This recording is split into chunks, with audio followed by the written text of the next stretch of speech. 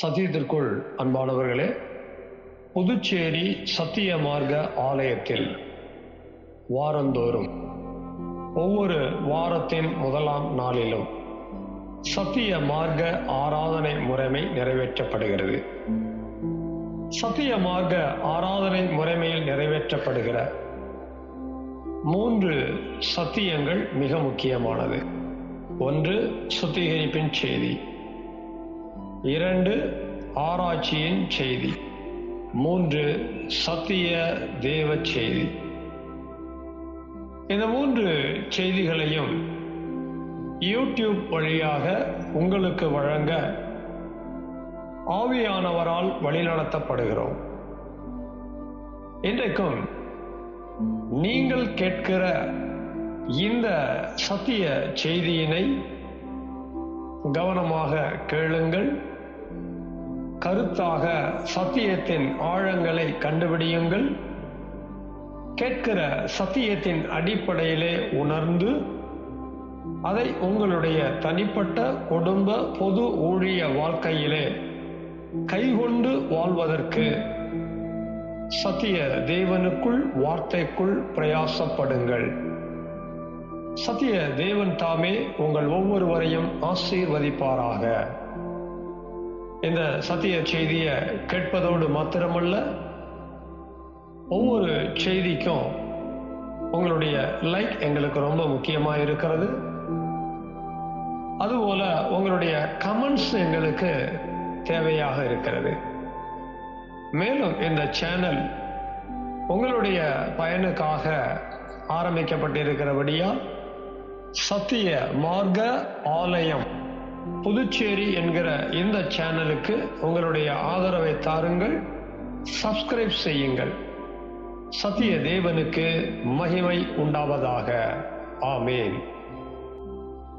புதுச்சேரி சத்திய மார்க்க ஆலயத்திற்கு ஜூலை மாதத்திலும் 3வது முறையாக வாரத்தின் முதலாம் நாளிலே கூடி வந்திருக்கிறதான உங்கள் ஒவ்வொருவரையும் சத்திய பிதா, குமாரன், பரிசுத்த ஆவியானவருடைய தெய்வீக நாமத்தினாலே சத்திய அன்போடு கூட வாழ்த்தி வரவேற்கின்றேன். சத்தியத்திற்குள் அன்பானவர்களே, சத்திய மார்க்க ஆராதனை முறைமை என்பது 3 பகுதியாக 7 சத்தியங்களாக அனுசரிக்கப்படுகிறது. இந்த 3 பகுதிகளிலும் 7 சத்தியங்கள் வழியாகவும் கல்வாரி சிலுவையிலே நமக்காக மரித்து அடக்கம் பண்ணப்பட்டு 3ஆம் நாளிலே உயிர்த்தெழுந்த இயேசுவின் சத்தியத்தை அறிந்து உணர்ந்து நடந்து கொள்ள இருக்கிறோம். முதலாவது உட்பிரகாரம் என்ற பகுதியிலே 2 சத்தியங்களுக்குள் முதல் சத்தியமாக இருக்கின்ற கல்வாரி வெண்கல தொட்டியை அடையாளப்படுத்துகிற சுத்திகரிப்பின் செய்தியை கேட்க இருக்கிறோம். நாம் எதற்காக சுத்திகரிப்பின் செய்தியை கேட்க இருக்கிறோம் என்றால், நம்முடைய ஆவி, ஆத்துமா, சரீரம், வார்த்தைகள், எண்ணங்கள், கிரியைகள் என்ன நிலைமையில இருக்குங்கிறத கண்டுபிடிச்சு, அதாவது நமக்குள்ள உண்டான அசுசிகளை, குறைகளை, குற்றங்களை கண்டுபிடிச்சு நாம தேவ சமூகத்துல மனம் திரும்பணும். இன்றைக்கும் நாம் மனம் திரும்பி சுத்தம் செய்யப்பட நாம் கேட்க இருக்கின்ற சுத்திகரிப்பின் செய்தியினுடைய தலைப்பு என்னவென்றால், பொல்லாத இருதயம் உள்ளவர்களாக வாழ்கிற குற்றம். தலைப்பு எழுதியாச்சு அப்படின்னா அதற்கு தேவையான வேத வசனங்களையும் எழுதிக் கொள்வோம். முதலாம் வசனமாக எபிரேயர் 3:12 எழுதுவோம். 2ஆம் வசனம் மத்தேயு 12:34. 3ஆம் வசனம் மத்தேயு 9:4. 4ஆம் வசனம் எசேக்கியேல் 38:11. 5ஆம் வசனம். எரேமியா 7:24. கடைசியாக நாம் எப்போதும் குறித்துக் கொள்ளக்கூடிய சங்கீதம் 73:13. சத்தியத்திற்குள் அன்பானவர்களே, சுத்திகரிப்பின் செய்தியினுடைய தலைப்பு எப்படிப்பட்ட குற்றம் என்று நமக்கு விளங்க வேண்டும். பொல்லாத இருதயமுள்ளவர்களாக வாழ்கிற குற்றம். இருதயம் என்றால் என்ன? அது ஆத்துமாவை குறிக்கிறது. ஆத்துமா பொல்லாததாக இருந்தால் அதனை தேவன் குற்றம் என்று சொல்லுகிறார். ஆத்துமா என்பது சிந்தனையை குறிக்குது, யோசனையை குறிக்குது, நினைவை குறிக்கிறது. ஆத்தும சிந்தனையாகட்டும், ஆத்தும நினைவாகட்டும், ஆத்தும யோசனையாகட்டும் பொல்லாததா இருக்கக்கூடாது. நம்முடைய ஆத்துமா பொல்லாததா இருக்குது அப்படின்னா அது கெட்டதா இருக்குதுன்னு அர்த்தம். நம்முடைய ஆத்துமாவை பிசாசு பல விதங்கள்ல கெடுத்து தேவனுக்கு முன்பாக பொல்லாத இருதயமா வைக்க முயற்சி பண்ணுவோம். நம்ம தேவ ஜனமா இருக்கிறோம், தேவனுடைய சபைக்குள்ள இருக்கிறோம். தேவனுடைய சபைக்குள்ள இருக்கிற நமக்குள்ள நம்முடைய ஆத்துமா தேவனை போல நலமானதா இருக்கிறதா அல்லது பொல்லாததாக இருக்கிறதா?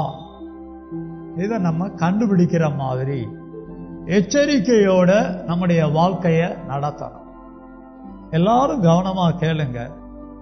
குற்றம் சம்பந்தப்பட்ட சத்தியத்தை நம்ம அடிக்கடி கேட்கணும்.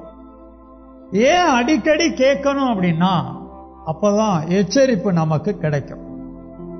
அந்த எச்சரிப்பு தான் நம்மை, நம்முடைய ஆத்துமாவை பொல்லாததாக வைத்துக் கொள்ளாமல் தேவன் விரும்புகிற வண்ணமாக வைத்துக் கொள்ள உதவியாக இருக்கும். இந்த தலைப்பை நம்ம எங்க இருந்து எடுத்தோம் அப்படின்னா எபிரேயர் 3:12 இருந்து தான் எடுத்திருக்கிறோம். வசனத்தை நான் வாசிக்கிறேன். எல்லாரும் கண்களை அதுல வைங்க, காதுகள்ல கேளுங்க. பரிசுத்த ஆவியானவர் நமக்கு பேசுகிறத விளங்கிக் கொள்ள போகிறோம். ஏன் விளங்கணும்? முடிவுல மனம் திரும்புவதற்கு. வசனத்தை வாசிக்கிறேன், கவனிங்க. சகோதரரே, ஜீவனுள்ள தேவனை விட்டு விலகுவதற்கேதுவான அவிசுவாசம் உள்ள பொல்லாத இருதயம் உங்களில் ஒருவனுக்குள்ளும் இராதபடிக்கு நீங்கள் எச்சரிக்கையாயிருங்கள். எபிரேய ஆசிரியர் தாம் எழுதின நிருபத்திலே இப்படி எச்சரிக்கையாயிருங்கள்னு எபிரேயர் சபைக்கு சொல்றார். எபிரேயர் சபையில் இருக்கிற ஜனங்களுடைய இருதயத்தை பத்தி பேசுறாரு. அந்த இருதயத்தை பத்தி என்ன சொல்ல வராருன்னா பொல்லாத இருதயம் வேண்டாம்னு சொல்ல வராரு. அந்த பொல்லாத இருதயத்தை எதோட கனெக்ட் பண்றாரு அப்படின்னா அவிசுவாசத்தோட கனெக்ட் பண்றாரு. முடிவில் அதை விளங்கிக்க போறோம். ஒருவேளை என்னிடத்துல, நம்மிடத்துல, நம்ம சபையார் தான், தேவனுடைய சபையார் தான், சத்திய மார்க்க சபையார் தான். உங்களிடத்துல என்னிடத்துல பொல்லாத இருதயம் இருக்கக்கூடாதுங்கிற அளவிற்கு எச்சரிக்கை உள்ளவர்களா நம்ம வாழணும். அன்னைக்கு எபிரேய சபைக்கு எழுதி கொடுக்கப்பட்டது. இந்த நிருபம் இன்னைக்கு நமக்கும் தேவை. வாசிக்கப்பட்ட இந்த வசனம் உங்களுக்கும் எனக்கும் எச்சரிப்பு. நமக்குள்ளேயும் இருக்கிற இருதயம், ஆத்துமா பொல்லாததா இருக்கக்கூடாது. அப்படி பொல்லாததா இருந்துச்சு அப்படின்னா அது அவிசுவாசம் உள்ளதா இருக்குன்னு அர்த்தம். நல்ல விசுவாசின்னு சொல்றோம். நம்மெல்லாம் நல்ல ஆத்மாவோட இருக்கிறோம்னு சொல்றோம், அப்படி நினைக்கிறோம், அப்படி சொல்றோம். ஆனா தேவனுடைய பார்வையில அதே மாதிரி நல்லதா வைத்துக்கொள்ள எச்சரிக்கையோடு வாழ்க்கையை எல்லா நேரங்களையும் நடத்துறோமா நினைச்சுக்கிட்டா விசுவாசத்தோடு நம்ம ஆத்துமாவை வச்சுக்கிறது. பல நேரங்கள்ல நம்ம ஆத்துமால அவிசுவாசத்துக்கு இடம் கொடுத்து பொல்லாததா வைத்துக் கொள்வது. எப்படி இப்படி மாறி மாறி நம்முடைய ஆத்துமாவை வச்சுக்கிறது? இல்ல இப்படி எல்லாம் மாத்தி மாத்தி நம்ம ஆத்துமாவை வைத்திருக்கிறோங்கிறத எங்கேயாவது கண்டுபிடிக்கிறோமா?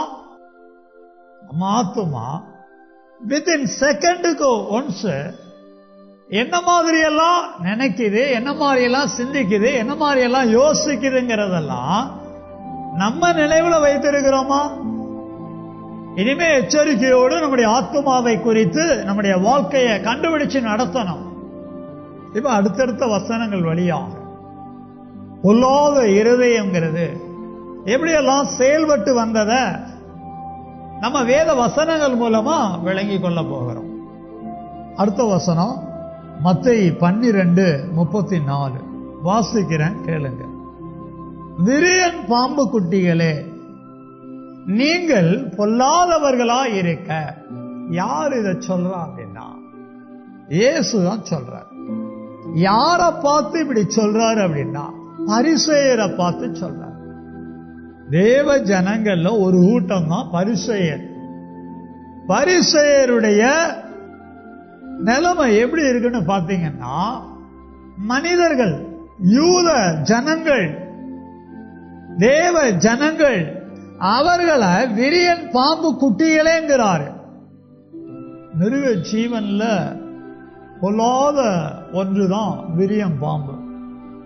விரியம் பாம்போட குட்டிகளை போல பரிசேயர் இருப்பதாக சொல்லுகிறார்.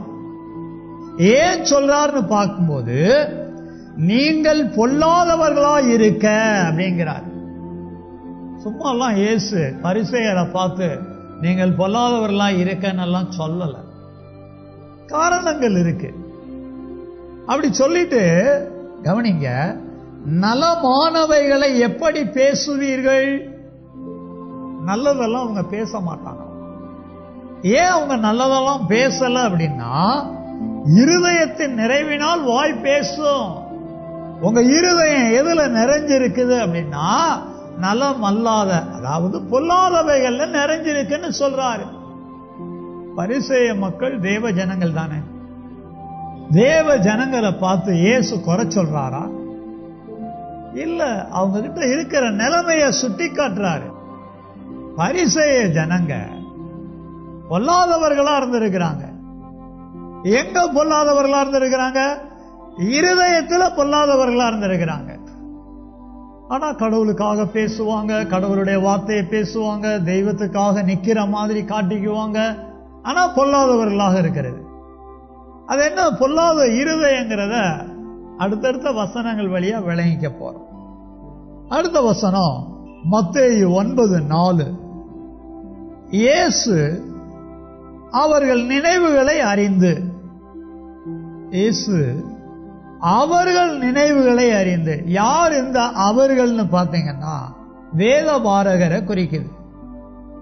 வேதபாரகருடைய நினைவு என்பது வேதபாரகருடைய கையில இல்ல, காலில் இல்ல, அவருடைய இருதயங்கள்ல இருக்கு. அடுத்து என்ன சொல்றாருன்னு கவனிங்க. நீங்கள் உங்கள் இருதயங்களில் பொல்லாதவைகளை சிந்திக்கிறது என்ன? கவனிச்சீங்களா? வேதபாரகன் ஒருத்தனை பத்தி பேசல. வேதபாரகர் அது ஒரு கூட்டம், தேவ ஜனங்கள்ல அது ஒரு பிரிவு. அந்த பிரிவு, அந்த ஜனங்கள், அவர்கள் வேதபாரகர். வேதபாரகர்னா பன்மை, வேதபாரகன்னா ஒருமை. இந்த வேதபாரகருடைய இருதயங்கள்லாம் எப்படிப்பட்டதா இருந்திருக்கு அப்படின்னா பொல்லாதவைகளை சிந்திக்க கூடியதா இருந்திருக்கு. இயேசு அவர்கள் நினைவுகளை அறிந்து அப்படிங்கிறது அந்த நினைவுகளுக்குள்ளேயும் பொல்லாத காரியம் இருக்கிறத கண்டுபிடிக்கிறார். நாங்க எடுத்து கொடுக்கக்கூடிய ஒவ்வொரு வசனத்திலையும் பொல்லாத இருதயம் இருக்கிறத தான் காட்டுறோம். ஆனா அது ஒரு பேசேஜ். அந்த பேசேஜ நீங்க வீட்டுல போய் பொறுமையா படிச்சு பார்க்கணும்.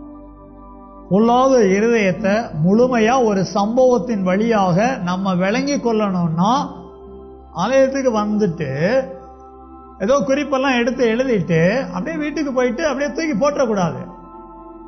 இன்னைக்கு சுத்திகரிப்பின் செய்தியில பரிசேயரை பத்தி சொல்லப்பட்டது, வேத பாரகரை குறிச்சு சொல்லிக் கொடுக்கப்பட்டது.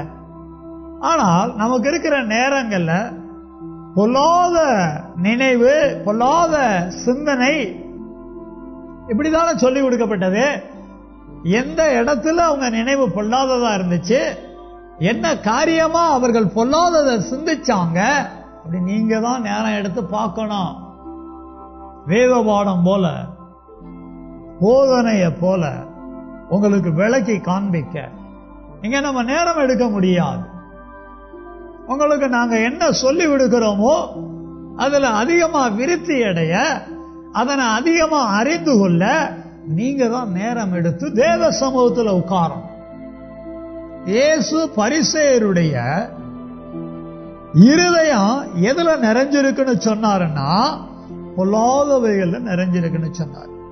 அதே மாதிரி இயேசு வேத பாரகருடைய இருதயங்கள்ல இருக்கக்கூடிய நினைவுகளும் சிந்தனைகளும் பொல்லாதவைகள்ல இருக்குன்னு சொல்றாரு. அவர்களுடைய ஆத்துமால இருக்கிறத இவர் எப்படி கண்டுபிடிக்கிறாரு? ஆச்சரியமான காரியம். அவங்க பேசும்போது அவங்க ஆத்துமால இருக்கிறது அவங்க பேச்சில் வெளிப்படுகிறது. அந்த பேச்சை அவர் கவனிக்கிறார். அந்த பேச்சை அவர் கவனிச்சுட்டு தான் அவருடைய நினைவுகளை பற்றியும் அவருடைய சிந்தனைகளை பற்றியும் அவைகள் எப்படிப்பட்டதாக இருக்கிறது அப்படிங்கிறத கண்டுபிடிக்கிறார். தேவ ஊழியர்களாக இருக்கக்கூடிய எங்களிடத்துல நீங்களும் பேசுவீங்க, ஆனா என்ன பேசுறோன்னு உங்களுக்கு தெரியாது. என்ன காரியமா பேசுறீங்கன்னு உங்களுக்கு தெரியும், அதை எப்படி பேசுறோன்னு உங்களுக்கு தெரியாது. அதை அறியக்கூடிய உணர்வை வசனத்திலிருந்து தெய்வங்களுக்கு கொடுக்கிறார். நீங்களும் பயிற்சி எடுக்கும்போது உங்களுக்கும் கொடுப்பார். நம்ம கிட்ட ஒருத்தர் பேசும்போது அவங்க என்ன பேசுறாங்க, ஏதை பேசுறாங்க, எதுக்காக பேசுறாங்கன்னு சொல்லி கண்டுபிடிக்கணும். நலமானதை பேசுறாங்களா, பொல்லாதவைகளை பேசுகிறாங்களா, அதை கண்டுபிடிக்கணும். நலமானத பொல்லாததுன்னு விளைவிக்க கூடாது, பொல்லாதத நலமானதுன்னு விளைவிக்க கூடாது. இயேசு தேவகுமாரன், அவர் மனுஷ குமாரனா பூமியில வந்து தேவனுடைய ராஜ்யத்துல ஊழியங்களை செய்யும் போது தனக்கு முன்பாக வந்து நின்றவர்கள் தன்னோடு பேசுகிறதை என்ன பேசுறாங்க, எதுக்கு பேசுறாங்க, எப்படி பேசுறாங்கன்னு கண்டுபிடிக்கிறாரு. அவருடைய ஆத்துமா என்ன நிலைமையில இருக்குன்னு கண்டுபிடிக்கிறாரு. பேசுறவங்களுக்கு தங்களுடைய ஆத்துமா எப்படி இருக்குன்னு கண்டுபிடிக்க தெரியல. ஆனால் அவருடைய ஆத்தும நிலைகளை, ஆத்தும நினைவுகளை, ஆத்தும சிந்தனைகளை இயேசு பொல்லாததா இருக்குங்கிறத கண்டுபிடிக்கிறார். ஒரு திமிர்வாதக்காரனை கொண்டு வர்றாங்க. எப்படியும் இயேசு அவனை குணமாக்கிடுவார்னு சொல்லி அவர்கிட்ட அவ்வளவு விசுவாசத்தோட கொண்டு வர்றாங்க. இயேசு என்ன பண்றாரு, உன் பாவங்கள் மன்னிக்கப்பட்டது அப்படின்னு சொல்றார். அப்படி சொல்லும் போது அங்க இருக்கிறதான பொல்லாத இருதயம் உள்ளவர்கள் இயேசுவை பத்தி என்ன சொல்றாங்க அப்படிங்கிறத இயேசு கவனிக்கிறார். அப்படி கவனிக்கும் போதுதான் அவருடைய இருதயம் அவிசுவாசம் உள்ள நினைவுகளும் அவிசுவாசம் உள்ள சிந்தனையும் உள்ளதா இருந்திருக்கு. சம்பவத்தை எடுத்து நீங்க வீட்டுல போய் படிச்சு பாருங்க பொறுமையா. அதனாலதான் இயேசு சொல்றாரு, பாவங்கள் மன்னிக்கப்பட்டது, எழுந்து நட. எது எளிதுன்னு கேட்கிறாரு. அவங்களால விளங்கி கொள்ள முடியல. காரணம் உங்க இருதயம், உங்க ஆத்துமா, உங்க நினைவு, உங்க சிந்தனை பொல்லாததா இருக்கிறது. நமக்குள்ள ஆத்துமா இருக்குங்க, நம்ம ஆத்துமாக்குள்ள நினைவு இருக்குங்க, நம்ம ஆத்துமாக்குள்ள சிந்தனை இருக்குங்க. அது தேவனுடைய வசனத்துக்கேற்ற விதமாக விசுவாசம் உள்ள நினைவா, விசுவாசம் உள்ள சிந்தனையாக இருக்கிறதா?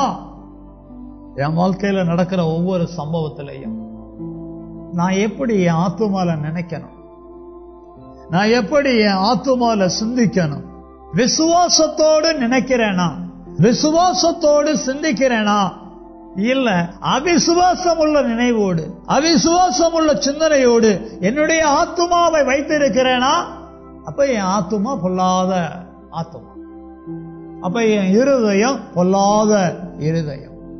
சூழ்நிலை, நிலைமை எல்லாம் தலைகீழ தான் இருக்கும்.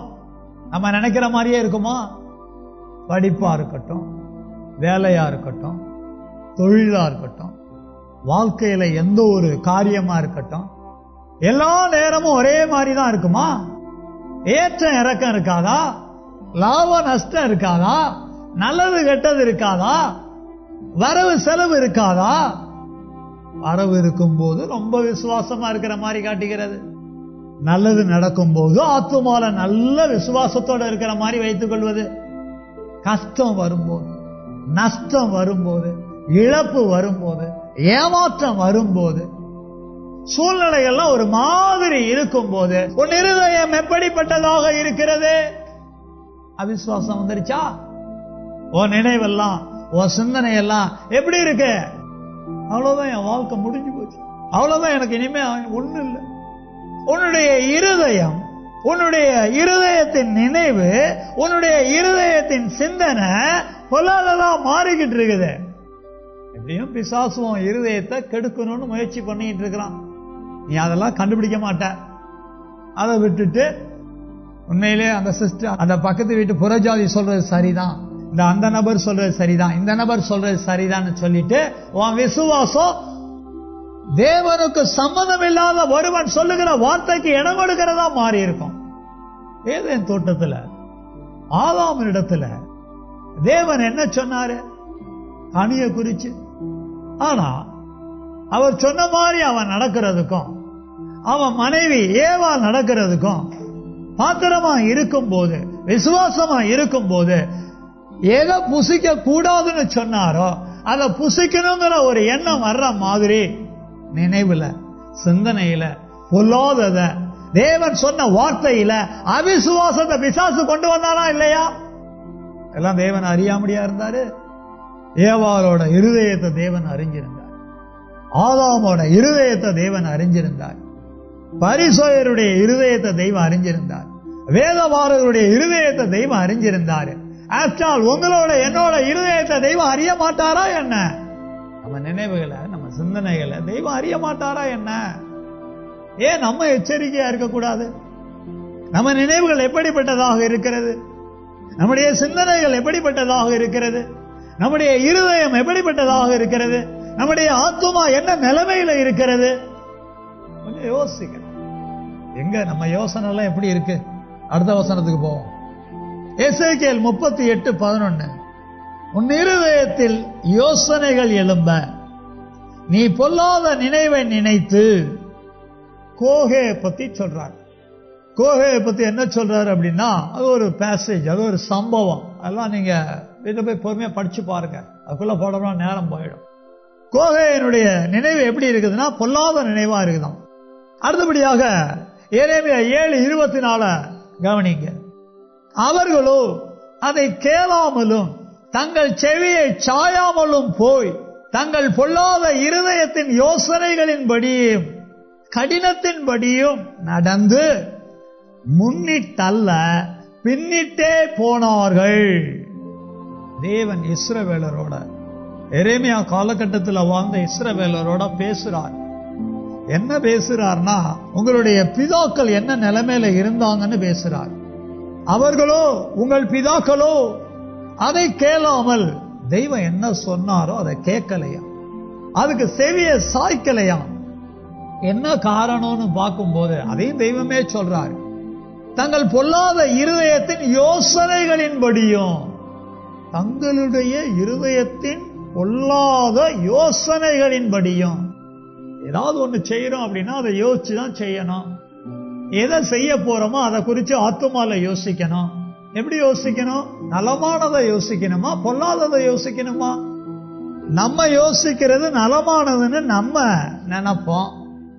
ஆனா தெய்வம் என்ன நினைக்கிறாரு? நம்ம யோசிக்கிறது நலமா இருக்குதா இல்லையாங்கிறத அவர் சொன்ன பிரகாரம் இருந்தா நலமா இருக்கும். அவர் சொன்ன பிரகாரம் இல்லை அப்படின்னா, இப்ப திருமண காரியம்னு வச்சுக்கோங்க, பைபிள்ல பரிசம் கொடுத்து திருமணம் பண்ணி இருக்கிறாங்க. ஆண் மகனுக்கு பெண் மகள் கொள்ளும் போது பெண் மகளுக்கு பெண் மகள் வீட்டாருக்கு பரிசம் கொடுத்து திருமணம் செய்திருக்கிறார்கள். பைபிள் இது ஒரு மாடல். ஆனா இன்னைக்கு கிறிஸ்தவத்துல திருமணம் நடக்குது, திருமணம் பண்ணலாம், பிள்ளைகளுக்கு திருமணத்தை நடத்தலாம் அப்படின்னு சொன்ன உடனே என்ன மாதிரி யோசிக்கிறாங்க? வசதியான வீட்டை பார்க்கணும்னு யோசிக்கிறாங்க, நல்ல கை நிறைய சம்பாதிக்கிற மாப்பிள்ளைய பார்க்கணும்னு யோசிக்கிறாங்க, பொண்ணை பார்க்கணும்னு யோசிக்கிறாங்க. இப்ப மாப்பிள்ளை வீட்டுக்காரங்க பொண்ணை எடுக்க போறாங்க அப்படின்னா, நாங்க பெருசா ஒண்ணும் உங்ககிட்ட கேட்க மாட்டோங்க, ஆனா நீங்க பார்த்து செய்யுங்க, நாங்க ஒண்ணும் பெருசா கேட்க மாட்டாங்க, நீங்க பார்த்து செய்யுங்க. அப்படிங்கும் போது அவங்க நினைவு எப்படி இருக்கு, அவங்க சிந்தனை எப்படி இருக்கு, அவங்களோட யோசனை எப்படி இருக்குங்கிறதெல்லாம் தெய்வம் அறிவார். வேற ஏதோ மெல்லிசா 2 பவுன் 3 பவுன் போட்டுட்டு அந்த பொண்ணு வீட்டுக்கு வந்துருச்சுன்னு வைங்க, பின்னால் அந்த பொண்ணு ஏதோ ஒரு தப்பு பண்ணிடுச்சு, ஏதோ ஒரு தவறுதெல்லாம் நடந்துருச்சு. இப்ப உடனே நீங்க என்ன சொல்லுவீங்க? ஒன்னும் இல்லாம வந்தா, ஆனா பண்றதெல்லாம் பெரிய இது மாதிரி பண்றா. உங்க யோசனையை மெல்ல பொல்லாத யோசனையை அவுத்து விடுவீங்க. அப்புறம் சம்பந்தக்காரங்கிட்ட போயிட்டு சொல்லுவீங்க, என்னத்தை போட்டீங்க? கேட்கும் போது ஏதோ கொடுக்கறத கொடுங்க. அப்புறம் நீங்க என்னத்தை கிழிச்சீங்க? ஓ யோசனை பொல்லாததா இருக்கிறதுனாலதான் இப்படி எல்லாம் பேசுற. தேவன் என்ன சொல்லி வச்சிருக்கிற? கேட்டு வாங்க சொன்னாரா? கொடுக்கலன்னா அதெல்லாம் எடுத்து இப்படி எல்லாம் பேச சொன்னாரா? அப்படி பேசுறதுக்கு உன் இருதயத்துல யோசனைய பொல்லாததா வச்சுக்கன்னு சொன்னாரா? தேவனுடைய வார்த்தையிலே உன் ஆத்துமா எப்படி யோசிக்க வேண்டும் என்று எழுதி இருக்கிறதோ அப்படி யோசிக்கிறாயா? சிறைவேளர் எப்படி நடக்கணும்னு சொல்லி பிதாக்களுக்கு முன்னமே தெய்வம் சொல்லி இருந்தார். அதை எதையுமே செய்யறதுக்கு இவங்க யோசிச்சு வாழ்க்கையை நடத்தல. இதுல என்ன ஆகி போச்சுன்னு பார்க்கும்போது, முன்னிட்டல்ல பின்னிட்டே போனார்கள். அவிசுவாசம் உள்ள இருதயம் இருந்ததுனாலதான் பின்னாடி போயிட்டாங்க. கடவுளுக்காக முன் செல்லவில்லை, தெய்வத்துக்காக தங்களுடைய வாழ்க்கையை நடத்தவில்லை. சபைக்கு வர்றோம், தேவ ஜனமா இருக்கிறோம், நல்லது. காலம்பூரா சபையில இருக்கணும். எப்படி இருக்கணும்? பொல்லாத இருதயத்தோடையா இருக்கணும், பொல்லாத நினைவோடையா இருக்கணும், பொல்லாத சிந்தனையோடையா இருக்கணும், பொல்லாத யோசனையோடையா இருக்கணும். இன்னும் நினைவுனா என்னன்னு விளங்கணும், சிந்தனைனா என்னன்னு விளங்கணும், யோசனைனா என்னன்னு விளங்கணும். இப்ப அதெல்லாம் பார்க்க நமக்கு நேரம் இல்ல. புத்தியுள்ளவங்களா இருந்தா வீடுகளில் நீங்க சும்மா இருக்கும் போது, நேரம் கிடைக்கும் போது நினைவு எங்கெல்லாம் வருதுன்னு சொல்லி அது என்னெல்லாம் நம்ம ஆத்துமால வேலை செய்யுதுன்னு கண்டுபிடிங்க. சிந்தனையை கண்டுபிடிங்க, யோசனையை கண்டுபிடிங்க. இதெல்லாம் எப்படி நலமா வச்சுக்கணுங்கிறத கண்டுபிடிங்க. இதெல்லாம் எப்படி பொல்லாததா வச்சுக்க கூடாதுங்கிறத கண்டுபிடிங்க. இதெல்லாம் பொல்லாததா வச்சுக்கிட்டீங்க அப்படின்னா உங்க ஆத்துமா அவிசுவாசமா போயிடுச்சுன்னு அர்த்தம். உங்க ஆத்துமா அவிசுவாசமா போயிடுச்சு அப்படின்னா உங்க ஆத்துமால சந்தேகம் வந்துருச்சுன்னு அர்த்தம். சபைக்கு வர்றீங்க, ஊழியக்காரங்க உங்களுக்கு ஒண்ணு சொல்லுவாங்க, இந்த காரியமா இப்படி பண்ணாதீங்க, இந்த காரியமா இப்படி செய்யாதீங்க, இந்த காரியமா அப்படி பண்ணாதீங்க சொல்லுவாங்க. பாஸ்டருக்கு ஒண்ணும் தெரியாது, அவருக்கு என்ன தெரியும்? அவன் பொடி பையன், ஓரளவும் தெரியாது அவனுக்கு. நமக்கு எல்லாம் தெரியும். சொல்லுவதை கேட்டு அதுக்கு ஏற்ற மாதிரி அவர் வசனத்தை சொன்னாருன்னா அதுக்கேற்ற மாதிரி நினைக்கிறதும் சிந்திக்கிறதும் யோசிக்கிறதும் சந்தேகம் இல்லாம விசுவாசத்தோடு இருக்கிறதும் நல்ல இருதயமா வச்சுக்கணுமேனு சொல்லி கண்டுபிடிக்கிறோமா? தேவ ஜனமே, ஆத்துமா எப்படி இருக்கு? நல்லதா இருந்தா முன்னிட்டு போவோம், அது பொல்லாததா இருந்தா பின்னிட்டு போவோம். ஏன் பல பேரு தேவனை விட்டு விலகி அவிசுவாசம் உள்ள பொல்லாத இருதயத்தோட வெளியே போயிட்டாங்க? சபைக்கு வந்த பிறகும் இருதயத்தை, ஆத்துமாவை, நினைவ, சிந்தனைய, யோசனைய வேத வசனத்தின் அடிப்படையில விசுவாசம் உள்ளதாக வைத்திருக்க வேண்டுங்கிறத அறியாம போனதுனாலதான். வசனம் தாங்க முக்கியம், தேவனுடைய வார்த்தை தாங்க முக்கியம். அதன் அடிப்படையில நம்ம ஆத்தும நினைவுகளும் சிந்தனைகளும் யோசனையும் இருக்க வேண்டியது அவசியம். வாழ்க்கையில் என்ன நடக்குதுங்கிறது பிரச்சனை இல்லை, என்ன நடந்தாலும் அவிசுவாசம் வராம நம்முடைய நினைவுகளையும் சிந்தனைகளையும் யோசனைகளையும் வைத்துக் கொள்ள வேண்டும் என்பது தாங்க முக்கியம். பின்னிட்டு போலான்னு எப்பெல்லாம் மனசுல தோணுதோ, அப்பெல்லாம் அவிசுவாசம் எட்டி பார்க்குதுன்னு அர்த்தம். அடிக்கடி எட்டி பார்த்துச்சு அப்படின்னா இருதயத்துல குடி கொண்டுரும். இருதயம் பொல்லாததா மாறிடும். ஆத்மா பொல்லாததா மாறிச்சு அப்படின்னா நீ ரட்சிக்கப்பட்டது புண்ணியம் இல்ல, நீ மீட்கப்பட்டது புண்ணியம் அல்ல, நீ விடுவிக்கப்பட்டது புண்ணியம் அல்ல. ஒரு நாள் அதெல்லாம் ஒண்ணு இல்லைன்னு தூக்கி போட்டுட்டு பின்னால போயிடுவ. எத்தனை ஊழியக்காரன் அப்படி பின்னால போயிருக்காங்க தெரியுமா? எத்தனை விசுவாசிகள் பின்னால போயிருக்காங்க தெரியுமா? 10 வருஷம், 20 வருஷம், 30 வருஷம் தேவனுக்காக தேவ ஜனம் போல வாழ்க்கையை நடத்திட்டு ஆத்துமா நலவல்லாத போனதுனால வென்னுட்டு போயிட்டான். இப்ப நான் குடி போயிருக்கிற பகுதியில் அவ்வப்போது ஒரு சிலரோட போயிட்டு ஆண்டவரை பத்தி பேச ஆரம்பிப்பேன். அவ ஆரம்பிக்கும் போது அவங்க சொன்னாங்க, 15 வருஷத்துக்கு முன்னாடி அப்படிதாங்க பாண்டியில நாங்க ஒரு சபைக்கு போனேன். நான் 25 வருஷத்துக்கு முன்னாடி அப்படிதாங்க பாண்டியில அந்த பாசு தெரியுங்களா, அங்க ஒரு சபைக்கு போனேன். இப்பங்க அதெல்லாம் இல்லைங்க, அவன் ஒரு பொய் புழுவிங்க, அவன் ஒரு மோசமானவங்க, அந்த சபை சரியில்லைங்க, அது சரியில்லைங்க, சொல்ற நீயும் சரியில்லைங்க. பின்னால போயாச்சு. பல பேரோட நாங்க பேசும்போது அவங்களுடைய நிலைமையை சொல்றாங்க. அவங்க சொல்றதுல உண்மையும் இருக்கும், அவங்க சொல்றதுல பொய்யும் இருக்கும். ஒட்டு மொத்தத்துல அவங்க ஆத்துமா நலமல்லாததை யோசிக்கக்கூடியதா, சிந்திக்கக்கூடியதா, நினைக்கக்கூடியதா, தேவனை விட்டு விலகக்கூடியதா, பின்னிட்டு போகக்கூடியதா மாறி இருக்கிறது. தேவ ஜனமே, நீங்களும் நானும் எப்படிப்பட்ட ஆத்துமாவோட வாழ்க்கையை நடத்துறோங்கிறத கண்டுபிடிக்க இன்னைக்கு இந்த சத்தியத்தை தேவன் நம்மோட பேசி இருக்கிறார். சங்கீதக்காரன் சொல்றான் பாருங்க, சங்கீதம் 73:13, நான் மிருதாவாகவே என் இருதயத்தை சுத்தம் பண்ணி, ஆத்துமாவை சுத்தம் பண்ணி, நினைவை சுத்தம் பண்றான், சிந்தனையை சுத்தம் பண்றான், யோசனையை சுத்தம் பண்றான். எதுல சுத்தம் பண்றான்? குற்றம் இல்லாமையிலே என் கைகளை கழுவினேன், சரீரத்தையும் கழுவுறதா சொல்றான். நம்ம வாழ்க்கையில பொல்லாத இருதயம், ஒருவேளை பொல்லாத ஆவி, பொல்லாத சரீரம் எவையாவது நம்ம கிட்ட வந்திருந்துச்சுன்னா அதுல இருந்து மனம் திரும்பி கழுவப்படணும். அப்படின்னா இப்ப நம்ம குற்றம் இல்லாம என்று சொல்லப்படுகிற கல்வாரி வெண்கல தொட்டியில நம்மை கழுவி கொள்ள வேண்டும். கேட்ட சத்தியத்தின் அடிப்படையில நல்ல மனம் திரும்பி கல்வாரி வெண்கல தொட்டியில கழுவப்பட எல்லாரும் எழுமி நிக்கலாமா? எல்லாரும் எழுமுங்க. சிறு பிள்ளைகள், வாலிப பிள்ளைகள், தம்பிமார்கள், தங்கைமார்கள், சகோதரிமார்கள் எல்லாரும் எழுமி நிற்கணும். கண்ணை மூடணும். சுத்திகரிப்பின் செய்தியை கேட்டிருக்கிறோம். ஏன்? நம்ம ஆவி, ஆத்துமா, சரீரம் எல்லாம் என்ன நிலைமையில இருக்குங்கிறத கண்டுபிடிக்கணும். முதல்ல இன்னைக்கு கேட்ட செய்தியின் அடிப்படையில, சுத்திகரிப்பின் செய்தியின் அடிப்படையில என் ஆத்துமா எப்படி இருக்குங்கிறத கண்டுபிடிக்கணும். ஆத்துமாவுக்குள்ள 21 படிகள் இருக்கு. ஆனா இன்னைக்கு நம்ம 3 காரியங்களை கேட்டோம். நினைவை பத்தி கேட்டோம், சிந்தனையை பற்றி கேட்டோம், யோசனையை பற்றி கேட்டோம். நம்ம நினைக்கிற ஒவ்வொரு நினைப்பும், நம்ம சிந்திக்கிற ஒவ்வொரு சிந்தனையும், நம்ம யோசிக்கிற ஒவ்வொரு யோசனையும் இயேசு பரிசேயரை பார்த்து கேட்ட மாதிரி, இயேசு வேதபாரகரை நோக்கி சொன்ன மாதிரி பொல்லாத நினைவுகளும், பொல்லாத சிந்தனைகளும், பொல்லாத யோசனைகளும் காணப்படுகிறதா? இயேசு சொல்றதிலையும் இயேசு செய்யறதிலையும் பரிசேயருக்கும் வேதபாரகருக்கும் அவ்வப்போது சந்தேகம் எழும்பிக்கிட்டே இருந்துச்சு. தேவ சமூகத்துல வந்து தேவன் சொல்லுகிற வார்த்தைகளை பல கேட்டிருக்கிறோம். எத்தனையோ சத்தியத்தை கேட்டோம்.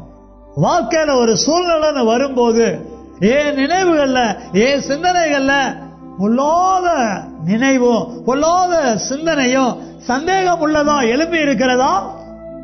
தேவன் சொன்ன வசனங்களின் அடிப்படையில் நினைக்கிறேனா?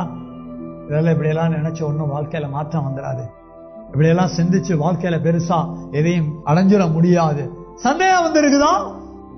அடிக்கடி நினைவுலையும் அடிக்கடி சிந்தனையிலையும் சந்தேகம் வரும்போது ஏவாள போல, அவருடைய தொடர்ச்சி ஆதாம போல, பரிசேயரை போல, வேதபாரகரை போல, கோகேய போல நம்முடைய ஆத்தும நினைவுகளும் சிந்தனைகளும் இருந்திருக்குதா? சந்தேகத்தோட இருந்திருக்கிறதா? ஊழியர்கள் சொல்ற மாதிரிலாம் செய்ய முடியாது.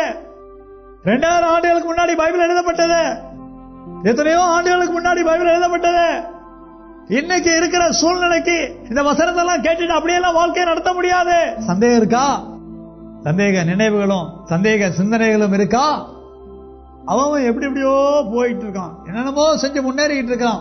நம்ம வசனம் சொல்லி இன்னும் இப்படியே இருக்கிறோம், நமக்கெல்லாம் வாழ்க்கையே இல்லை, நம்ம வேற மாதிரி ஏதாவது செஞ்சாகணும், பொல்லாத யோசனை வருதா, அவிசுவாசம் உள்ள இருதயம் வருதா, பெண்ணிட்டு போக தோன்றுகிறதா, மனம் திரும்ப வேண்டும். தெய்வமே, உடைய சத்தியத்துக்கும் உடைய வேத வசனத்துக்கும் மாறாக என்னுடைய ஆத்துமால நினைவோ சிந்தனையோ யோசனையோ சந்தேகம் உள்ளதாக கொல்லாததாக இருக்குமானால் என்னை உணர்த்தும், நான் மனம் திரும்பணும். என் ஆத்துமாவை நலமா மாற்றிக்கொள்ள வேண்டும். என் ஆத்துமாவில எழும்புகிற பொல்லாத காரியங்களுக்கு நான் உணர்ந்து மனம் திரும்பணும். என்னை உணர்த்தோன்னு சொல்லி கேட்கணும். நான் பின்னிட்டு போகிறதுக்கு இங்க வரல, நான் சந்தேகப்படுறதுக்கு இங்க வரல, அவிசுவாசத்தோட வாழ்வதற்கு இங்க வரல. என்னுடைய ஜீவியம் விசுவாச ஜீவியமா இருக்கணும். என் ஆத்துமா விசுவாசம் உள்ளதா இருக்கணும். என் ஆத்துமா நலமுள்ளதா இருக்கணும். என் ஆத்துமா தேவ ஜனம்னு சொல்லிக்கிட்டு பிசாசுக்கு இடம் கொடுக்கிற பொல்லாத இருதயமா அவிசுவாசம் உள்ள இருதயமா இருக்க கூடாது. என்னை மனம் திரும்ப பண்ணும். கேட்கிறவங்களுக்கு தெய்வம் உணர்வு தருவார். கேட்ட சுத்திகரிப்பின் செய்தியின் அடிப்படையில ஒரு பக்கம் மனம் திரும்புவது அவசியமா இருப்பது போல கடந்த வாரம் ஒரு வாரம் நம்முடைய வாழ்க்கையை நடத்தி இருக்கிறோம். தனிப்பட்ட வாழ்க்கையை நடத்தி இருக்கிறோம், குடும்ப வாழ்க்கையை நடத்தி இருக்கிறோம், பொது வேலை ஊழிய வாழ்க்கையை நடத்தி இருக்கிறோம். எப்படி எல்லாம் வாழ்ந்திருக்கிறோம்? கண்கள்ல இச்சைக்கு இடம் கொடுத்திருக்கிறோமா? வாயில ஜீவனத்தின் பெருமைக்கு இடம் கொடுத்து பேசி இருக்கிறோமா? சரீரத்தில் மாம்சத்தின் இச்சைக்கு இடம் கொடுத்து வாழ்க்கையை நடத்தி இருக்கிறோமா? இச்சைகளை பற்றி எனக்கு உணர்த்தும் தெய்வமேன்னு கேட்கணும். சும்மா இருக்கக்கூடாது. யாரும் என்னிடத்துல எந்த இச்சையுமே கிடையாது அதெல்லாம் சொல்லக்கூடாது. வருவதற்கு இடம் கொடுத்து அசுசிப்பட்டிருக்கிறோமா கண்டுபிடிக்கணும். அசுசிப்பட்டா மனம் திரும்பணும். எத்தனையோ காரியங்களை பற்றி யோசிக்கிறோம், சிந்திக்கிறோம், நினைக்கிறோம். எல்லாத்திலையும் அக்கிரமம் இருக்கிறதா? எத்தனையோ பேட்ட பேசுறோம், பேசுகிற பேச்சுகளிலே மிருகலான வார்த்தைகள் இருக்கிறதா?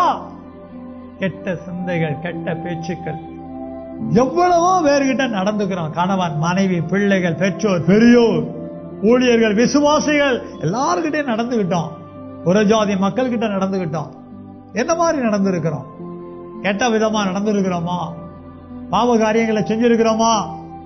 என்ன வனத்தும் தெய்வமேன்னு சொல்லி கேட்கணும். எல்லாத்த விட ஒரு பெரிய கொடுமை என்னன்னா அடிமைத்தனம். சில காரியங்களை செய்யவே மாட்டேன் ஆண்டவரேன்னு சொல்லி எத்தனையோ தடவை மனம் திரும்புறோம், ஆனாலும் அதை பிடிச்சுக்கிட்டு விட மாட்டேங்கிறோம். எல்லாத்திலையும் மனம் திரும்பணும். உங்களோடு கூட நானும் பாவங்களை மறைக்கிறவன் வாழ்வடைய மாட்டான், அவையில் அறிக்கை செய்து விட்டு விடுகிறவனும் இரக்கம் பெறுவான் என்று எழுதி இருக்கிறதே. எந்த அளவுக்கு உணர்ந்து அறிக்கை செஞ்சிருக்கிறோமோ அந்த அளவிற்கு அதை விட்டு விடுவதற்கும் நாம தீர்மானம் எடுத்திருக்கணும். எப்போதும் மனம் திரும்பின நாம கல்வாரி வெண்கல தொட்டியிலே கழுவப்பட நம்ம ஒப்பு கொடுக்கலாமா? ஒப்பு கொடுக்கிற ஒவ்வொரு காட்சிபிக்க இருக்கிறேன்.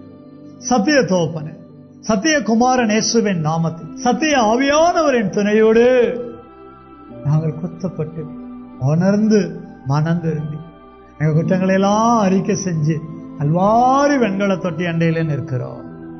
இயேசு கிறிஸ்துவின் நாமத்தினால மன்னியோ. அவர் எங்களுக்காக கல்வாரி சிலுவையில வார்த்த குற்றமற்ற மாசற்ற வெளியேற பெற்ற ஜீவ ஆவி இரத்தம் செலுத்தினால எங்களை காணுவோம் ஆண்டவர். எபேசியர் 5:26, 1 ஒன்றியவன் 1:7 உடைய சத்திய வசனத்தினாலும் எங்களை நீ சுத்திகரிக்கும்படி சுத்தமாக்கும்படி செபிக்கிறோம்.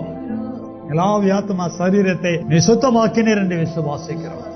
சகல துதிகன மகிமையாவற்றை கொடுக்கும் சத்திய இயேசுவின் நாமத்தில் சத்திய ஆவியான திரையோடு செபிக்கிறோம். சத்தியமுள்ள பிதாவே, ஆமென், ஆமென்.